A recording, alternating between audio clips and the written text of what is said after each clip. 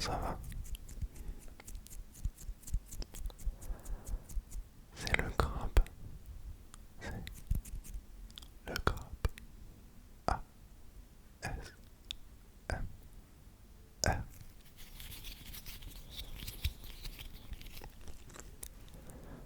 J'espère que vous allez tous et toutes très bien. Très bien. Moi, ça va bien mieux, heureusement, que la dernière fois. J'espère que vous aurez malgré tout apprécié cette petite vidéo où on enchaîne toute une ribambelle de triggers.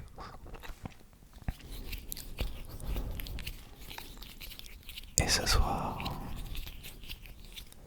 nous allons, comme promis, parcourir un certain nombre de jeux vidéo qui ont ponctué ma vie de gamer. Alors, ce n'est pas un classement.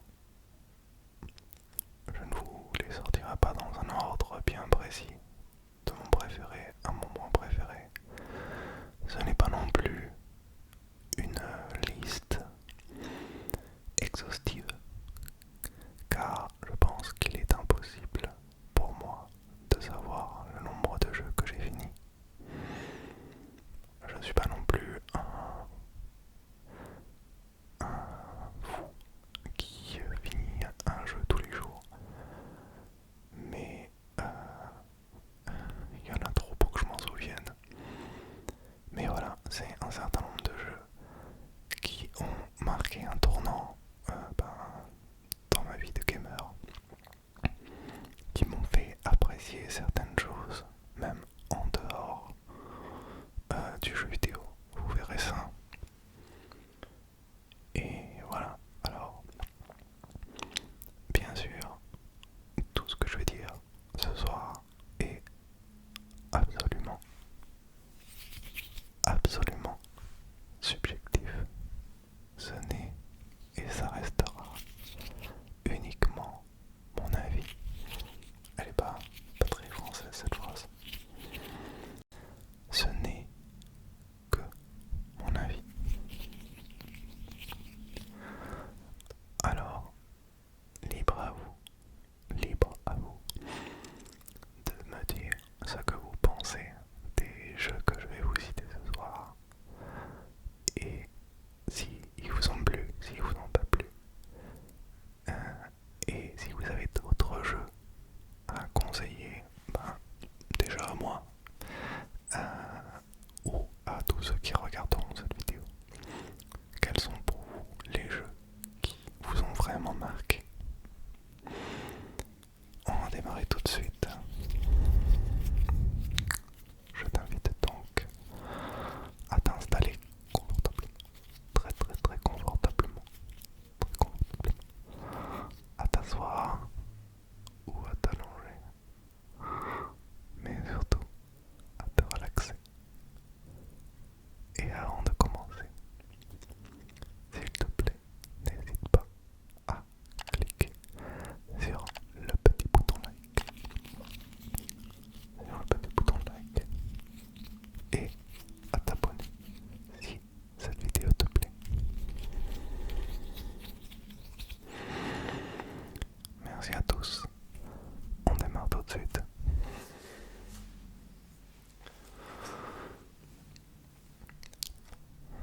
Je démarre avec une antiquité pour certains. Il s'agit d'une cartouche de Zelda Majora's Mask pour Nintendo 64.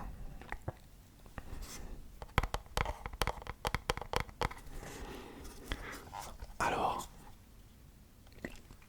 voilà, Zelda, c'est vraiment la première licence que, qui m'a fait adorer les jeux vidéo. Ce n'est pas mon premier jeu vidéo parce que j'avais déjà fait un peu de la Mega Drive chez des amis quand j'étais petit.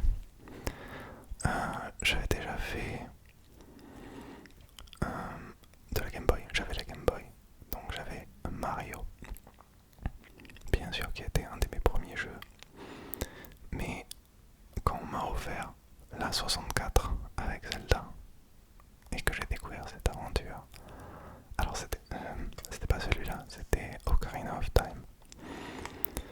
Quand j'ai découvert cette aventure que me proposait Zelda, ben voilà, j'étais mais comme un fou. D'ailleurs, j'ai le t-shirt d'occasion. Je ne sais pas si vous voyez. Voilà. Donc, vous l'aurez compris, la cartouche est là pour représenter la licence Zelda dans son ensemble, qui est vraiment pour moi exceptionnel. On m'a même offert des bouquins avec toute l'histoire de Zelda, la manière dont les différents univers se rejoignent et se recoupent. Et c'est assez intéressant.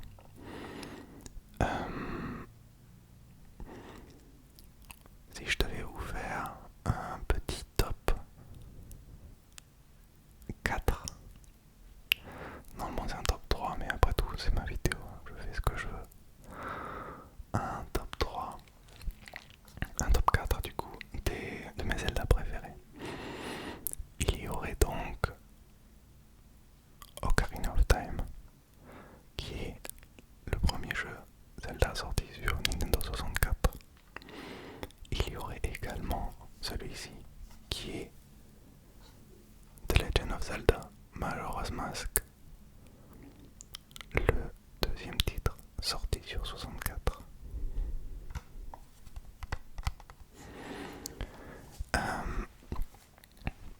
Il y aurait ensuite un jeu qui est sorti sur Nintendo Switch, donc on saute tout de suite à, bien entendu, Breath of the Wild, qui est un monument du jeu vidéo qu'on ne présente plus, qu'on ne présente plus, qu'on ne présente plus.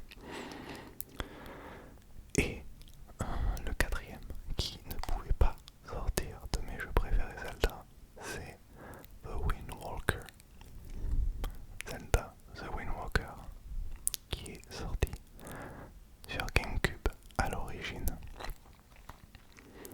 Voilà, donc les jeux Zelda qui sont des jeux d'aventure, de découverte. Voilà, c'est si vous n'avez jamais fait aucun Zelda dans votre vie, aujourd'hui, je vous conseille de vous diriger, si vous avez une Switch, vers Breath of the Wild, car il sera le plus accessible, on va dire au néophyte de la licence,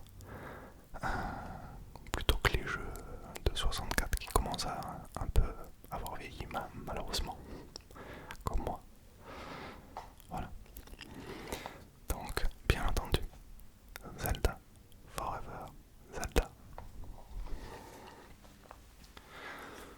Alors, le deuxième jeu que je voulais vous présenter ce soir, c'est encore une fois une licence qui est Fallout. Fallout. Alors,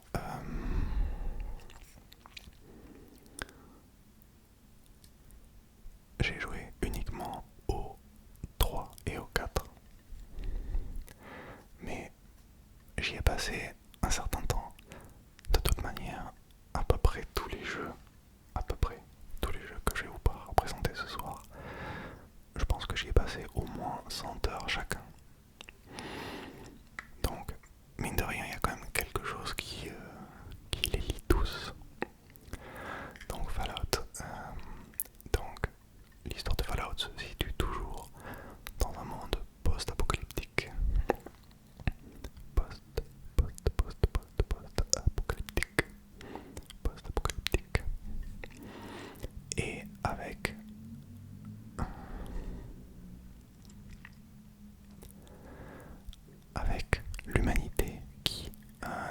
les années 50, 60, s'est enfermé dans les bunkers à l'époque de la guerre froide, si je dis pas trop de bêtises. Donc il y a beaucoup ce côté guerre froide, menace du nucléaire dans Fallout. Il y a beaucoup le côté nucléaire d'ailleurs. Et donc des survivants se sont tapis dans des abris. Et plusieurs années après sortent des abris au compte-gouttes et se retrouvent sur une terre désolée et essaient de survivre dans cet endroit peuplé par des monstres mutants qui sont devenus mutants à cause des radiations. Voilà, donc Fallout. Et il y a aussi quelque chose de très important, c'est les musiques. En effet, la bande son de Fallout, des Fallout, est très axée vieux jazz, avec Billie Holiday, Louis Armstrong, etc. des années 50, des années 60. Et en fait, le réel contraste entre les terres désolées à perte de vue et la musique totalement jazzy, parfois très enjouée, très entraînante, ben, elle nous reste dans la peau, quoi. Et en fait, j'ai vécu cette aventure, donc j'ai passé beaucoup de temps sur ce jeu, avec la musique, toujours la radio allumée, enfin dans le jeu on a la radio. Et ça m'a fait prendre goût. Ça m'a fait prendre goût à la musique jazz en fait. J'ai découvert ce genre de musique comme ça. Comme quoi vraiment, ben, les jeux vidéo ça apporte pas que des mauvaises choses on va dire. Mais on peut apprendre des choses, on peut se découvrir des passions, etc. Donc voilà, n'hésitez pas à aller jeter un œil sur la licence Fallout.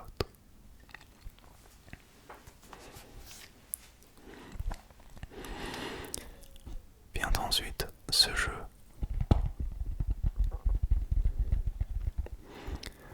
Alors, Tales of Symphonia, qui est un jeu qui est sorti sur GameCube.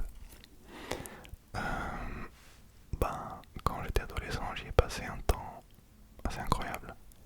Je l'ai fini peut-être 2-3 fois. Et ceux qui l'ont fini savent à quel point c'est long. C'est-à-dire qu'il y a 2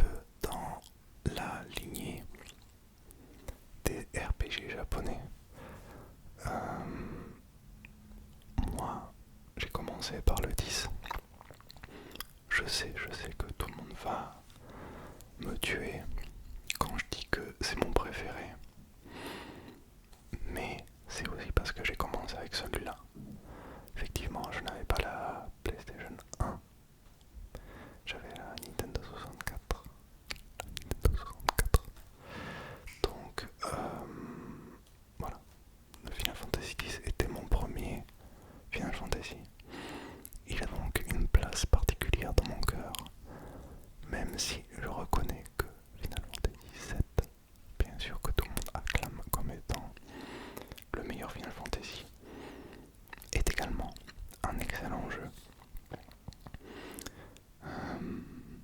Voilà. Donc, cette version, c'est une version remasterisée sur PlayStation 3 qui contient Final Fantasy X et Final Fantasy X-2, qui est, ma foi, on va dire, un peu moins bien, pour être gentil. Mais bon, qui se défend. Et donc ça raconte l'histoire de Tidus, le personnage, petit personnage blanc qui est là, je sais pas si vous voyez bien, qui se fait emporter de son monde natal dans un monde totalement différent, avec des technologies totalement différentes, de la magie, chose qu'il ne connaissait pas. Et il essaie de comprendre pourquoi il est là et pourquoi tout ça il a été dévasté par un espèce d'énorme monstre qui s'appelle Sin, je crois, de mémoire. Et voilà, il rencontre Yuna et d'autres personnages. Yuna est une invocatrice qui part en pèlerinage.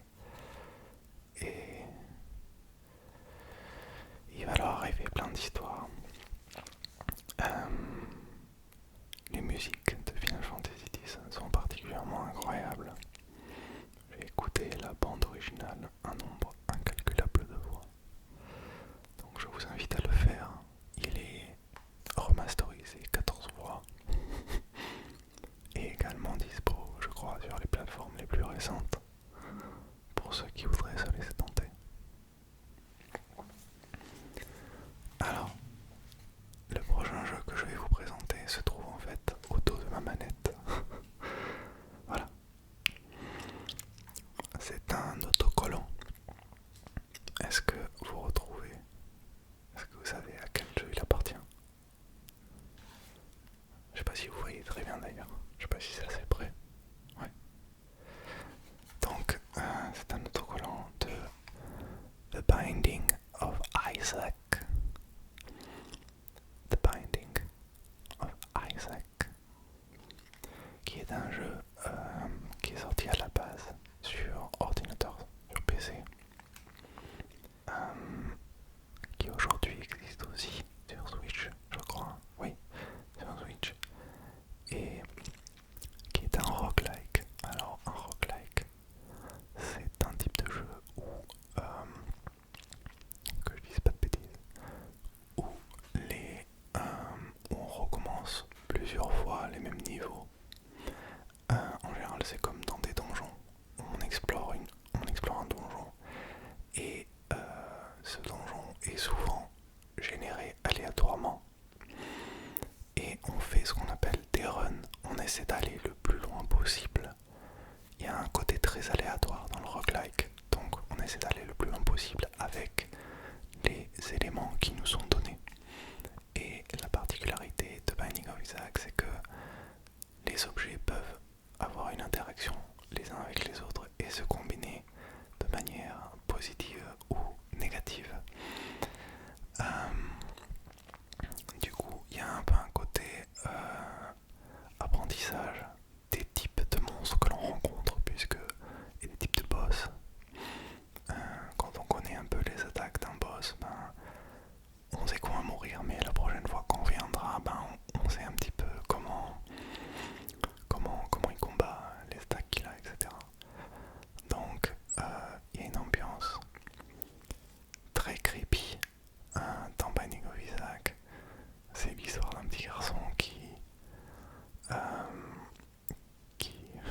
se retrouve avec une mère totalement tyrannique qui est obnubilée par Dieu et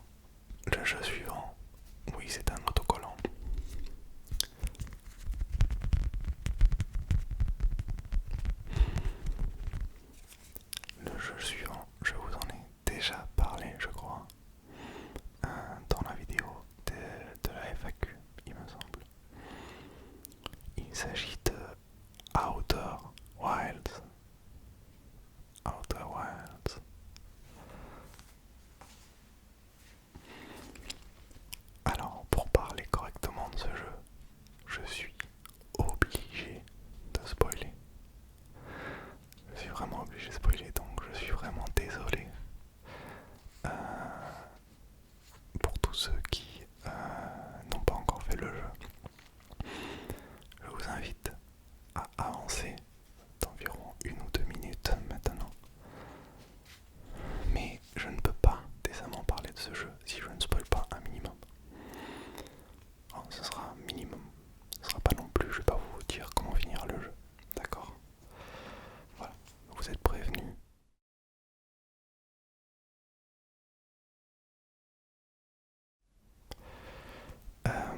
Donc, The Outer Wilds est un jeu d'exploration. C'est même une ode à l'exploration.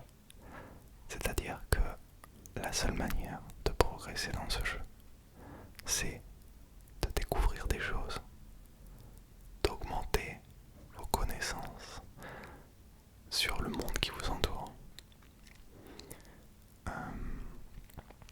Au début, vous démarrez, vous êtes un petit alien qui fait partie d'un programme spatial et qui s'apprête à décoller de sa petite planète pour aller découvrir l'espace. Et très très vite, bon c'est là que je vous dis que je suis obligé de vous dire un petit peu la mécanique du jeu, mais au final vous l'avez compris assez rapidement.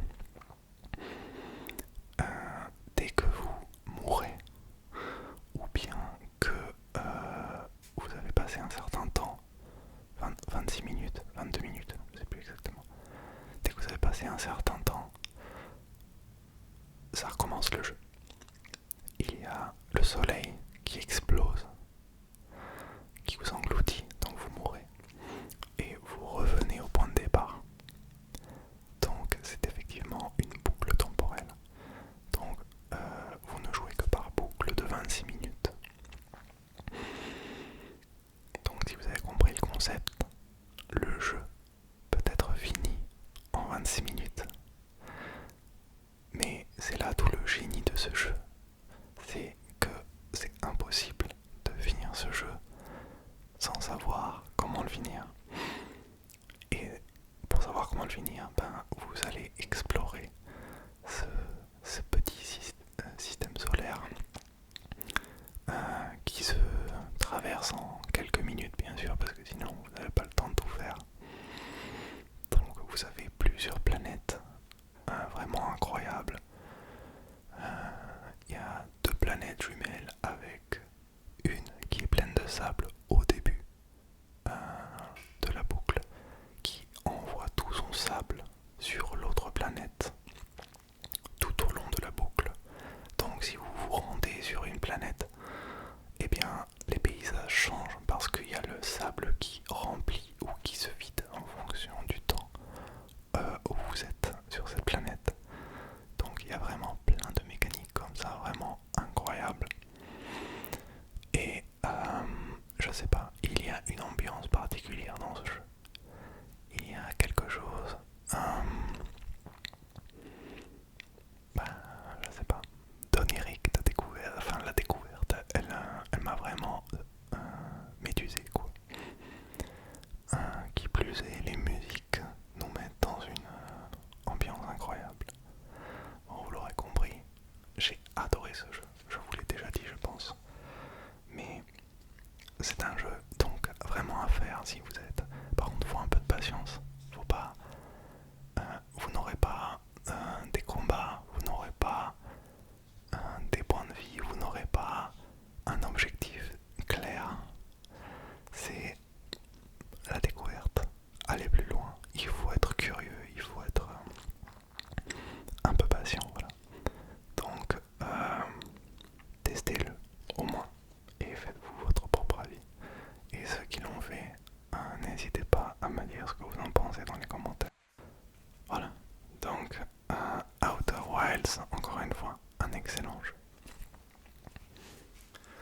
J'ai maintenant 3 derniers jeux qui n'apparaissent pas, enfin que je n'ai pas sous forme matérielle malheureusement, parce que je les ai achetés tout simplement des matériels. Je vais donc vous les noter sur ma petite ardoise que j'ai reçue à l'occasion de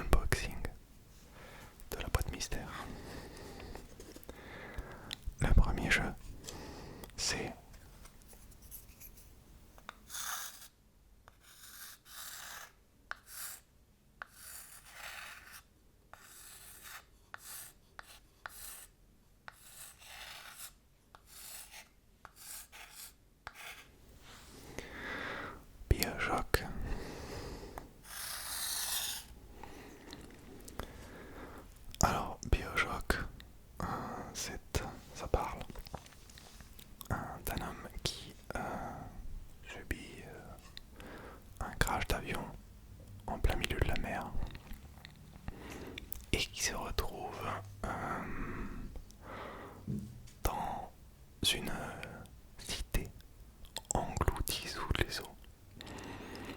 Une cité donc sous-marine, créée par un richissime, un homme richissime qui a décidé de fuir la civilisation là, actuelle, car il se sentait bridé par toutes les contraintes comme l'éthique ou la bienséance. Et donc a décidé de créer sa propre ville, son propre nation sous les eaux, où les scientifiques et les artistes ne seraient pas bridés dans leur créativité et dans leur, on va dire, leur folie quoi. Et donc on joue cet homme qui se retrouve là et qui essaie de comprendre qu'est-ce qui se passe et pourquoi il est là, il essaie de survivre. Et donc la ville est en proie un peu, enfin la ville est un peu, comment dire, dévastée. Donc il y a tous les gens qui ont un peu abusé des substances un peu bizarres. Et des substances bizarres qui donnent des pouvoirs. Voilà, donc il y a des espèces d'injections qui nous donnent des pouvoirs comme envoyer des éclairs ou faire du feu. Et donc dans ce jeu,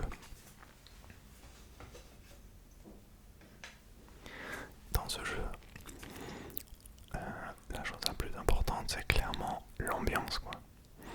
On a une ambiance un petit peu très légèrement horreur, car on se retrouve souvent dans des endroits sombres avec des hommes qui sont devenus un peu fous, qu'on appelle les chromosomes. Les chromosomes. Et il y a toujours du coup cette omniprésence de la mer. Donc on va avancer, d'un coup on va voir une énorme baleine qui passe par la fenêtre. Donc on sait qu'on est piégé sous l'eau. De toute façon vous savez que j'aime bien les fonds marins, d'ailleurs le prochain jeu vous le voyez venir. Et donc voilà, il y a cette ambiance très voilà, très pesante. Et on a besoin d'aller plus loin à chaque fois, on a besoin de découvrir ce qu'il en est. L'histoire est bien ficelée et les musiques aussi sont super funky parce que c'est encore une fois des musiques de jazz des années 58. Donc si vous n'avez jamais fait BioShock, je vous invite à l'essayer. Ils ont été également remasterisés. Il y a 3 jeux BioShock, 2 qui se passent à Rapture et un troisième qui se passe dans une autre ville. C'est BioShock Infinite. Donc une excellente licence également. Alors le dernier jeu que je vais vous présenter ce soir, même si je pourrais en parler, il y avait plein d'autres jeux que je pourrais vous conseiller, mais le dernier jeu de ce soir c'est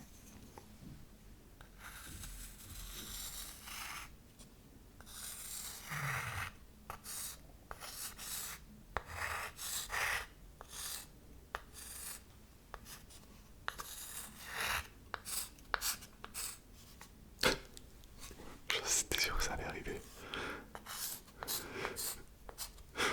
Voilà. Ridicule, comme les enfants, j'arrive pas à gérer mon espacement.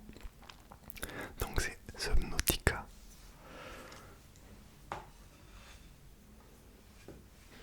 Alors, Subnautica, vous jouez une personne qui est victime d'un naufrage. Encore une fois, désolé. D'un naufrage, son vaisseau spatial se crache sur une planète extraterrestre. On n'est pas sur Terre. Et il se crache sur cette planète qui est en fait une planète océan. Donc en fait, a priori, il n'y a pas de terre en vue. Donc voilà, il y a le crash qui arrive et vous êtes dans un module de survie. Et c'est exactement ce que c'est. C'est un jeu de survie. Alors, le principe des jeux de survie, ça va être de récolter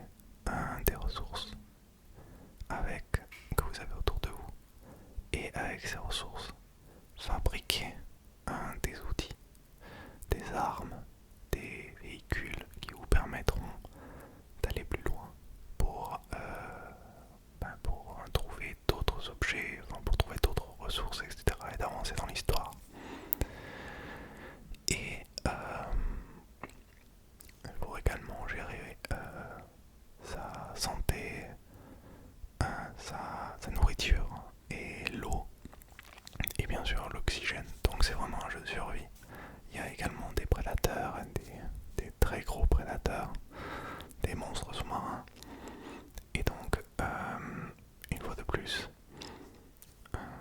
ce côté immersion et un peu ben, cette peur en fait des fonds marins avec la musique de Subnautica qui est également un peu angoissante en fonction des lieux clairement, fait que y a une fascination à découvrir chaque, chaque endroit, chaque caverne, chaque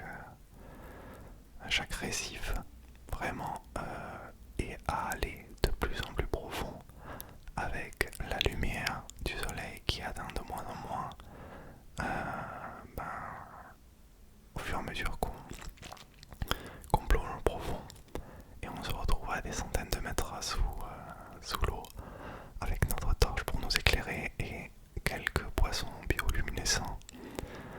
Et voilà, donc il y a un côté vraiment mystique, impressionnant des fonds marins et j'ai adoré. Et bien sûr, il y a une petite histoire, enfin une histoire même plutôt bien construite où on essaie de comprendre cette planète, pourquoi on s'est craché sur cette planète. Et voilà. Donc, c'était un petit tour d'horizon non exhaustif. Non exhaustif de tous mes jeux préférés. J'espère qu'ils vous ont plu. Et si ce n'est pas le cas, n'hésitez pas, encore une fois, à me dire ce que vous en pensez en commentaire et à partager vos jeux préférés. Ça peut toujours me servir, je suis toujours à la recherche de nouveaux jeux.